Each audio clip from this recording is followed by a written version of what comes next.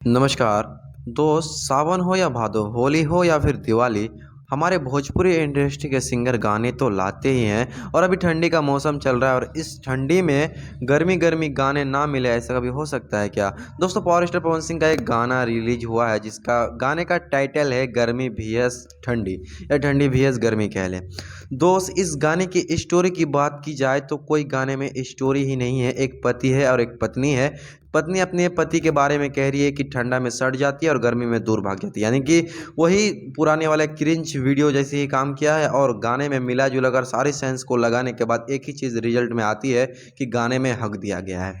दोस्त, power star Pawan Singh का गाना एक गाना ऐसा आता है कि पूरे दुनिया में एक वर्ल्ड रिकॉर्ड बना देता है। और वहीं पर एकाध गो गाना ऐसा लाते हैं पावर स्टार पवन सिंह जिसमें सिर्फ क्रिंजपन मतलब भरा हुआ रहता है। मतलब उस गाने को ना तो सुनने लायक होता है ना किसी को बताने लायक होता है।